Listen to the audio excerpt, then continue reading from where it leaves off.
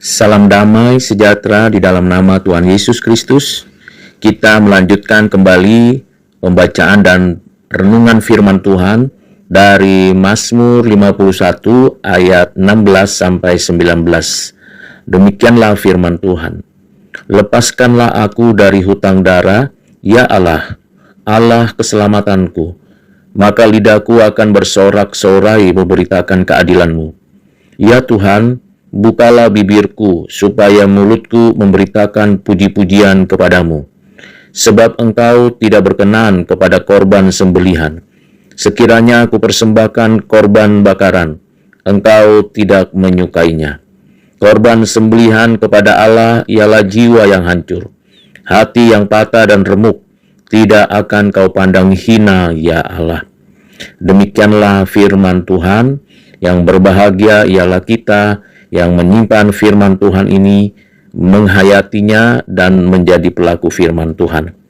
Saudara yang kekasih di dalam Kristus, suatu tugas mulia bagi kita yang sudah mengalami keselamatan, yaitu kita diutus untuk memberitakan keadilan Tuhan, kebenarannya, kesuciannya. Kita memakai apa yang Tuhan karuniakan kepada kita, mulut, lidah kita. Itulah persembahan yang sesungguhnya. Ketika kita kembali berkata-kata dengan kata-kata yang benar, yang adil, yang suci, untuk menunjukkan kepada dunia bahwa Tuhan adalah Tuhan yang baik, yang tidak pernah meninggalkan umatnya, yang selalu menopang, menjaga, memelihara ciptaannya, yang memberikan damai sejahtera dan kekuatan bagi setiap anak-anaknya. Itulah sebabnya pemazmur meminta kepada Tuhan supaya apa yang dialaminya dengan menikmati keselamatan yang dianugerahkan kepadanya, memberikan kekuatan untuk dirinya, senantiasa memakai lidahnya, perkataannya, berita yang dari Tuhan disampaikan kembali ulang kepada orang lain. Jadi di sini pemazmur memohon supaya dia dapat diberikan kuasa, otoritas untuk dapat memberitakan puji-pujian, penyembahan, dan pemberitaan firman kepada siapapun, dimanapun, dan kapanpun. Karena ibadah yang sejati bukan berkaitan hanya bicara tentang korban-korban binatang yang disembelih, dipersembahkan kepada Tuhan. Atau dalam konteks saat ini bukan hanya berkaitan dengan rupiah, uang, atau dolar, atau apapun yang kita berikan tiap minggu atau dalam persepuluhan kepada Tuhan Allah.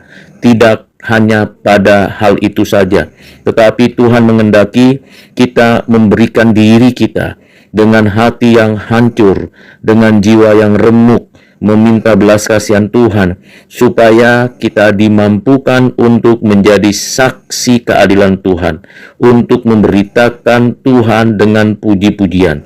Ini menjadi persembahan yang diperkenan Tuhan.